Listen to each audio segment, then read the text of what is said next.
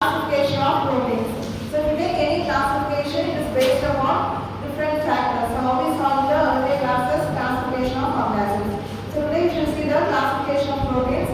So today நம்ம பார்க்க போறது protein-ஓட classification. Protein வந்து அந்த புரத சத்து நம்ம சாப்பிடுறதே அதோட classification எப்படி நம்ம classify பண்ணலாம் அப்படின்னு.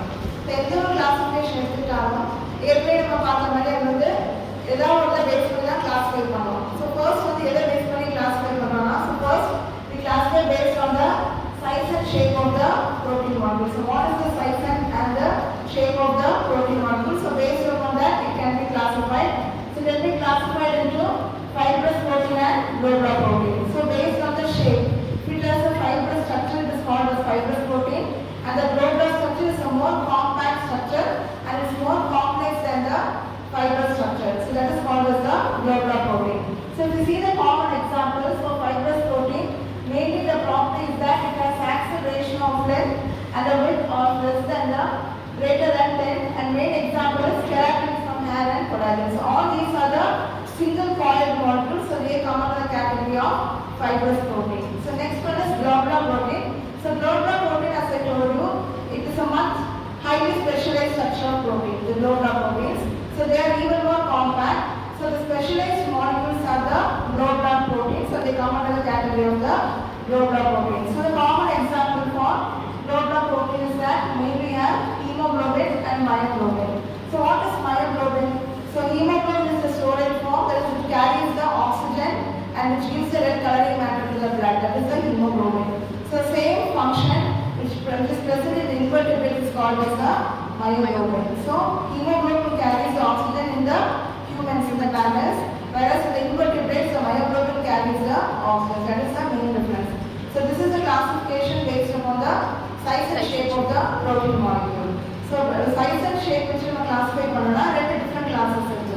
ஒன்று வந்து fibrous protein, இன்னொன்று வந்து globular protein. So fibrous protein அந்த நேம்லயே உங்களுக்கு தெரியும், அது வந்து ஒரு சின்ன fiber structure மாதிரி இருக்கும், ஒரு single point structure தான் இருக்கும். அதுக்கு எக்ஸாம்பிள் வந்து நம்ம ஹேர்ல இருக்க keratin, அது வந்து example for protein is a fibrous protein and collagen. அதெல்லாம் வந்து coiled structure. இன்னும் கொஞ்சம் higher level of structure வந்து globular structure. So globular structure வந்து ஸ்பெஷல் proteins மட்டும்தான் அந்த globular structure இருக்கும். மெயினா ஹீமோகுளோபின், ஏன்னா ஹீமோகுளோபினோட இம்பார்ட்டன்ட் ஃபங்க்ஷன் வந்து oxygen carrying capacity.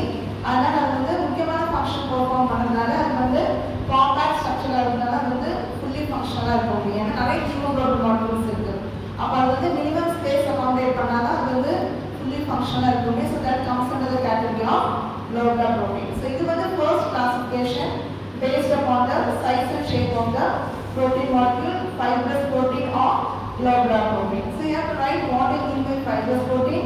Just give two examples for fibrous protein. Same way, what is a globular protein? They have a globular structure.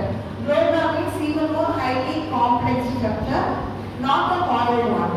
So keratin is a coiled one, like collagen is a coiled one, whereas the globular protein is a much more complex structure. It forms like a mesh, like a ball. It forms a structure. That is why it's called as a globular protein. So these two are the structures. That's the classification based upon the size and shape. அப்ப இது ரெண்டும் size and shape based நம்ம classify பண்றோம், fibrous and globular protein. அடுத்து வந்து important is based upon the function. Since I already told you, the proteins have diversified functions. Compared to that of the carbohydrates and fats, they have diversified functions. So depending upon that, they can be classified into different types. So first one is helps in the defense mechanism. So all the immunoglobulins, all the antibodies which are secreted in response to any antigen which enters into our body, so they are called as the immunoglobulins. They are the proteins in nature. And next we have the enzymes. So the enzymes which take part in the metabolic pathway, metabolism of carbohydrate, fats and proteins.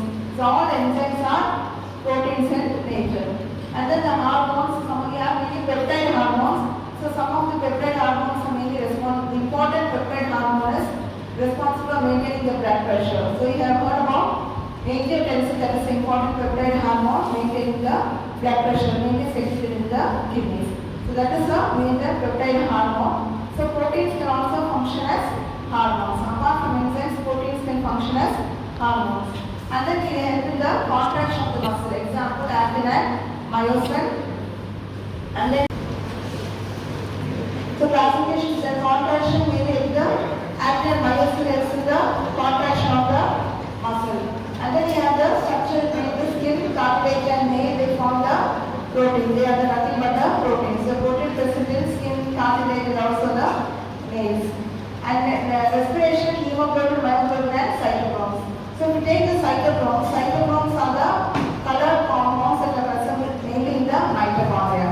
So mainly when you take all the diet, carbohydrates, fats and proteins to diet, finally, so you have the formation of the ATP molecules, and these ATP molecules enter into the mitochondria and releases the oxygen and forms oxygen to the mitochondrial respiratory chain.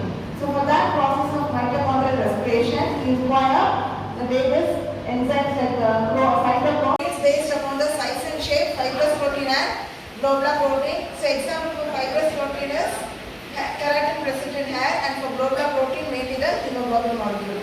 For classification based upon the size and shape வந்து ரெண்டு examples ஒன்று வந்து fibrous protein and வந்து globular protein. So fibrous protein அது ஒரு single ஸ்ட்ரக்சரா இருக்கும். Example வந்து நம்ம ஹேர்ல இருக்க கெராட்டின் புரோட்டீன் வந்து it's a fibrous type of protein. globular protein வந்து have more functions. அந்த functions வந்து இன்னும் கொஞ்சம் காம்பாக்ட் ஸ்ட்ரக்சரா இருக்கும். அது காமன் எக்ஸாம்பிள் வந்து haemoglobin. So hemoglobin important function வந்து ஆக்ஸிஜன் கேரி பண்றது. ஒவ்வொரு டிஷ்யூஸ்க்கும் ஆக்ஸிஜன் கேரி பண்றது. அப்ப நிறைய ஹீமோகுளோபின் மாலிக்யூல்ஸ் இருக்கு.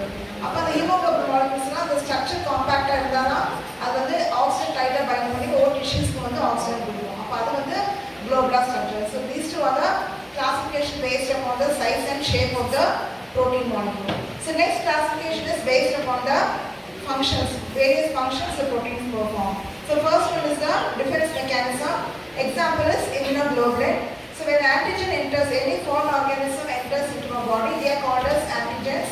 And in response to the antigens, you have the antibodies that are secreted which help in the defense mechanism. Upper classification based upon the functions of proteins. So first one is the defense mechanism. So it's very very important. அப்போ நம்ம உடம்புல எந்த ஒரு foreign organism, அது வந்து டஸ்டாக இருக்கலாம், இல்லை நம்ம சாப்பிட்ற ஃபுட்டாக இருக்கலாம், ஏதாவது ஒரு நமக்கு என்ட்ரு ஆனால் நம்ம உடம்பு ஒத்துக்கல அப்படின்னா it's called as allergen or it's called as antigen. So it can be any antibody. நம்ம எடுக்கிற டேப்லெட்லாம் ஒரு சிலர் ஒட்டிக்காது, எல்லாமே வந்து so they act as antigens. இப்போ அந்த ஆன்டிஜனுக்கு அதர் ஆன்டிஜன் வந்து நம்ம உடம்புலேருந்து வெளியேற்றதுக்கு யூஸ் ஆகிறத வந்து ஆன்டிபாடி. அப்போ ஆன்டிஜன் நம்ம உடம்புல என்ட்ரு ஆனோடனே செக்ரேட் ஆகிற ப்ரோட்டீன் வந்து antibody which are the immunoglobins. அந்த ஆன்டிபாடிஸ் தான் என்ன சொல்லுவோம், இம்யூனோகுளோபின்ஸ். ஏன் அப்படி சொல்றோம்னா it fights the immune system, அதனால இது வந்து இம்யூனோகுளோபின்ஸ். அது வந்து example for the proteins which function as the defence mechanism. So next வந்து என்சைம்ஸ். ஸோ எல்லா all proteins are enzymes in nature. So all enzymes are proteins in nature. For example, if you take, you have various metabolic reactions in carbohydrate, fat and protein metabolism. So all the metabolic pathways and the various cycles require enzymes. So without enzymes, the reactions cannot occur. அப்போ நம்ம எந்த ஒரு metabolic pathway எடுத்துக்கிட்டாலும் அது carbohydrate metabolism, fat metabolism, protein metabolismனாலும் அந்த ஒரு metabolic pathway நடக்கும்னா first வந்து digestion, அப்புறம் absorption இருக்கு. அப்போ அந்த மெட்டபாலிக் ரியாக்ஷன் வந்து என்சைம்ஸ் இல்லைன்னா மெட்டபாலிக் ரியாக்ஷன் வந்து நடக்காது, நமக்கு வேணுங்கிற ப்ராடக்ட் என் ப்ராடக்ட் வந்து கிடைக்காது. அப்போ அதை யூஸ் ஆகிற ஒவ்வொரு ஸ்டெப்லையும் என்சைம்ஸ் வந்து அது எல்லாமே வந்து ப்ரோட்டீன்ஸ் தான். அது வந்து கார்போஹைட்ரேட்டும் ஃபேட்டும் கிடையாது. All enzymes are proteins in nature. That is another important function of proteins. And next we have mainly they help in the defense mechanism, and then they help the proteins. They also help in the, they act as a carrier molecule. So they act as a carrier molecule. For example, albumin வந்து carrier. Various functions of proteins can be classified into enzymes, hormones, and first one is the help in the defense mechanism, and then they act as hormones and help in the contraction of the muscles. So example, actin and myosin helps in the contraction of the muscle. இது எல்லாமே வந்து based on the function and the solubility and the physical properties.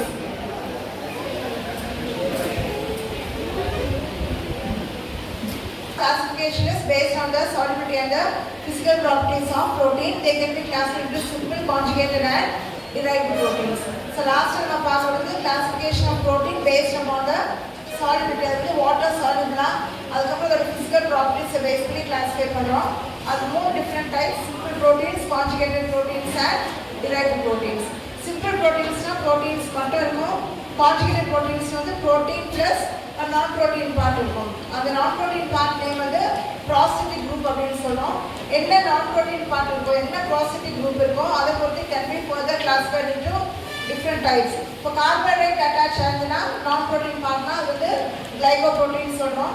Phosphate attach ஆனா பாஸ்போப்ரோட்டீன்